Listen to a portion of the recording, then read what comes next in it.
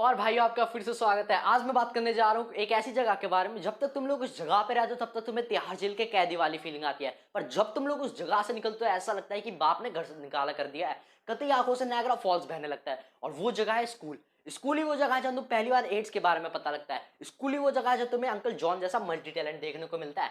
फर्क बस इतना है कि वो मल्टी टैलेंट अलग अलग लोगों में अलग अलग तरीके से दिखाई देता है, सब में एक साथ नहीं। स्कूल ही वो जगह है जहाँ तुम पहली बार बहाना मारना सीखते हो। स्कूल ही वो जगह है जहाँ तुम्हें बकचोदी करने को मिलती है। और स्कूल ही वो जगह है जहां तुम्हें अलग अलग किस्म के जानवर देखने को मिलते हैं। कुछ कुछ तो इच्छाधारी जानवर होता है, हो सकता है कि तुम्हारे दोस्त भी उनमें से एक हो। अब अगर है तो तुरंत वीडियो को लाइक मार दो। तो ठीक है यार, अब बात करते हैं। अब देखो, स्कूल में अलग अलग टाइप की अलग अलग ब्रीड मिली जाती है, और मैं पहली ब्रीड जो है वो है रैपर्स, रेपर। पता नहीं बहन क्या होता है। अब हर दो सेक्शन छोड़ के एक रैपर जरूर मिल जाता है जो अपनी फील्ड का रेपिस्ट होता है।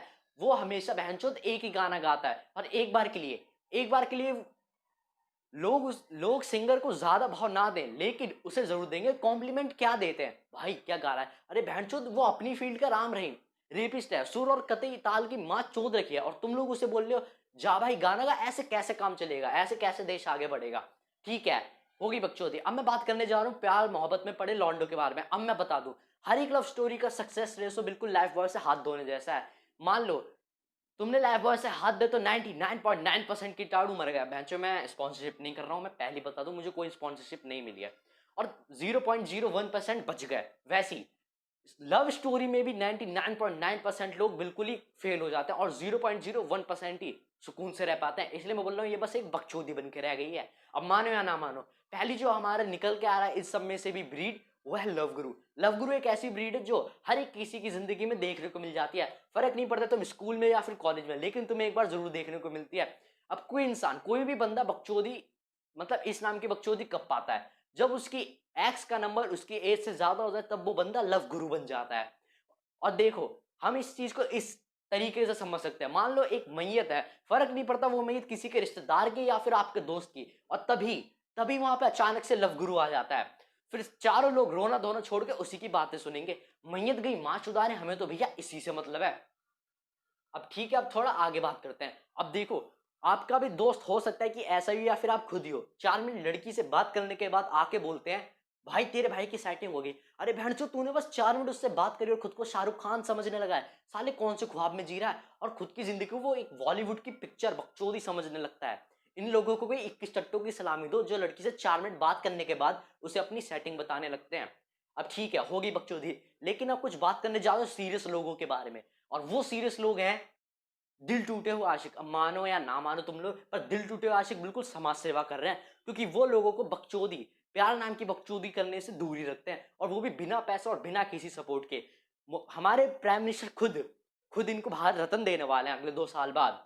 अब देखो आप लोग, आपके मम्मी पापा इस टीचर बिल्कुल भी ऐसी एडवाइस दे सकते हैं जो आपके काम आए, पर ये जो एडवाइस देते हैं, वो आपके जरूर काम आएगी। और हर एक दिल टूटा हुआ आशिक टट्टा ग्रेड का फिलोसफर माना जाता है, क्यों? क्योंकि दुनिया के सारे कड़वे सच उसे ही पता होते हैं।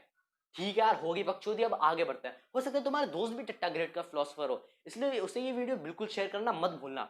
ठीक है यार, अब हम आगे बढ़ते हैं। अब देखो आप लोग, अब मैं बात करने जा रहा हूं आत्मनिर्भर भारत की, आत्मनिर्भर लोगों के बारे में। ये इतने आत्मनिर्भर होते हैं, अपने एक हाथ के भरोसे बैठे होते हैं। इनकी सबसे बड़ी पहचान, इनका एक हाथ सनी देओल जैसा होगा, और दूसरा हाथ बस हाथ ही होगा, ज्यादा कुछ और मत समझो। ठीक है यार, होगी बकचोदी, अब थोड़ा आगे बढ़ते हैं। और इनकी सबसे बड़ी पहचान, इनकी एक हाथ पे लकीरें होती नहीं है। नहीं नहीं नहीं, अब तुम लोग मेरे से बोलोगे कि एक इंसान दिन में कितना हिला लेगा। मैं बताता हूं, मैं एक इंसान को जानता हूं जो दिन के 24 घंटों में से 23 बार हिलाता है, और उसका एक हाथ हिला हिला के कतई सनी देओल जैसा हो चुका है, और दूसरा बस सनी, बस राम भरोसे है, सनी भरोसे नहीं, राम भरोसे है। और आप लोग यकीन नहीं मानोगे यार मेरी बात का, उसने अपनी हड्डियों का कैल्शियम भी हिला हिला के निकाल ही दिया है, और उसकी हड्डियां तत्काल में बॉर्न बीटा का सेवन कर रही हैं। हमने उसका प्यार से नाम खत्म रखा है, क्यों? क्योंकि साला डर लगता है मर तो नहीं जाएगा किसी भी वक्त, और वो सिंगल लोगों की जिंदगी का मसीहा बन चुका है। क्यों? क्योंकि 10 रनवे अपनी जिंदगी में जितना हिलाते उतना उतना ये बंदा 10 दिन में अकेला हिला जाता है। अपने भाई भी इसी के फैन है। ठीक है यार, बहुत हो गई आत्मनिर्भर की बात है। अब हम थोड़ा आगे बढ़ते हैं। अब देखो, जो मैं बात करने जा रहा हूँ वो बहुत ज्यादा सीरियस हो सकती है। मैं बात करने जा रहा हूँ लेजेंड्स। नहीं नहीं नहीं, मैं अमिताभ बच्चन कैरी मिनाटी जैसे लेजेंड्स की बात नहीं करने जा रहा जो देश के आइकन है।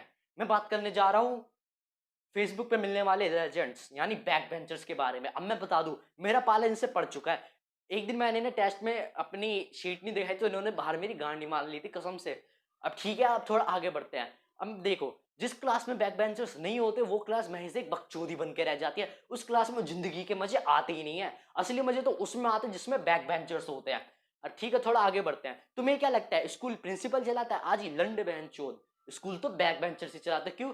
जब मन करा दीवारों पे लिख दिया, पेंटिंग का खर्चा बढ़ा दिया।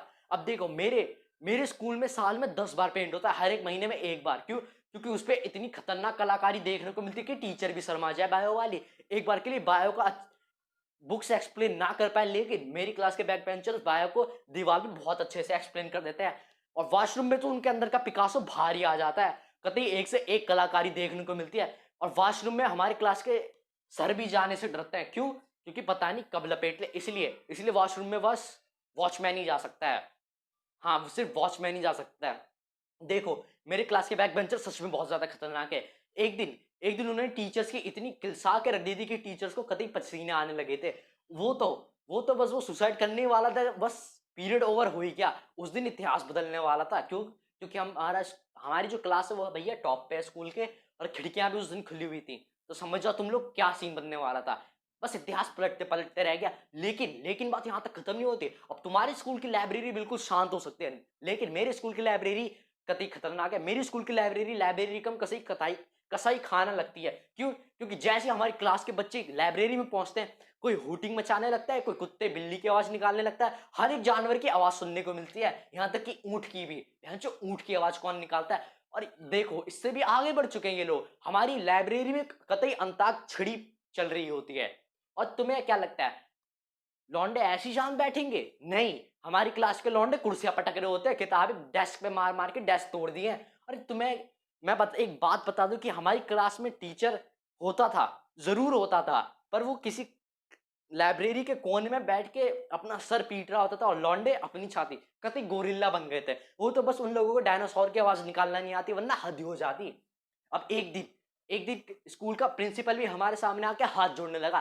कह रहा भैया कैसे करके मानोगे, मान जाओ। उस दिन हमने प्रिंसिपल की इज्जत रख ली, उस दिन हमने कुछ नहीं करा, लेकिन हमारे अंदर का जानवर अभी शांत नहीं हुआ। जैसे हम स्कूल के बाहर निकले, कोई रंडी ओ सॉरी बंदियों के लड़ रहा है, कोई फिर आईपीएल में लगे सट्टे, और हम बहनचोद बस हूटिंग ही करते रह गए। और हद तो उस दिन हो गई थी जिस दिन स्कूल के पीटी टीचर ने हम लोगों को लड़ते हुए देख लिया था। उसे पता था कि वो कुछ नहीं कर सकता। क्यों? क्योंकि हम 21-22 लौंडे थे, और वो पीटी टीचर अकेला। अगर वो हमारे मामले में आ जाता तो कसम से उसका 61-62 हो जाता। और मैं सच बता रहा हूँ, वो बस हमें स्कूल में डांट सकता था। और जब हम अगले दिन स्कूल में गए, उसने हमें दिन भर धूप में खड़ा करके बस सुनाता ही गया। कसम से लंच में छोड़ा है बस उसने, वो भी आधे घंटे के लिए। बाकी पूरे दिन उसने सुनाया। और हमारे अंदर का जानवर इससे और भड़क गया, और हम बस बहन जो फिर से पहुंच गए बाहर। अब मानो या ना मानो, तुमने भी देखा होगा कहीं भी अगर लड़ाई चल रही होगी तो एक एक अंकल अपने पुराने से स्कूटर पे बैठ के तुम्हारे पास आता है और प्रवचन बहनचो ज्ञान चोदने लगता है। कहते तुम्हारे मम्मी पापा स्कूल में यही सब सिखाया ना? बहनचो हमारे अंदर के जानवर ने ये सब सिखाया। अभी शांत नहीं हुआ, तुम जल्दी से निकल जाओ। और अंकल चुपचाप निकल जाते हैं। फिर क्या, फिर 2 मिनट और 2 मीटर दूर जाके फिर से लड़ाई बजना शुरू हो गई। हद उस दिन हो गई थी जिस दिन थानेदार हम सबको पकड़ के अंदर ले गया था। और उस दिन जब थानेदार ने पीटी टीचर को फोन करा तो क्या सुनने में आ रहा है, थानेदार कह रहा है पीटी टीचर से कि आपने स्कूल में बच्चे पढ़ा रहे या फिर गुंडे पाल रखे हैं। इतना ही सुन के स्कूल का प्रिंसिपल छत की वो स्कूल की टेरिस पे जाके बैठ गया। और यही सुनने के बाद पीटी टीचर ने रिजाइन दे दिया। लेकिन रिजाइन देने से पहले वो थाने में आया और हम सब में बजाने लगा। ना उसने मुंह देखा ना कान, सीधे बजाता ही चला गया। और उसके बाद स्कूल के अगले दिन जब हम पहुंचे तो हमें लगा प्रिंसिपल तोड़ाई कर देगा, लेकिन हमने वहां देखा कि स्कूल का एक नया प्रिंसिपल आया। और आज तक किसी को पता नहीं लगा कि पुराने वाले प्रिंसिपल के साथ क्या हुआ है टेरिस पे चढ़ने के बाद। अब अगर आप लोगों को पता तो जल्दी से कमेंट सेक्शन में टाइप करो कि उसके साथ क्या हुआ, और इस वीडियो को लाइक मारो, और बाद में अपनी स्कूल के प्रिंसिपल को वीडियो शेयर कर दो।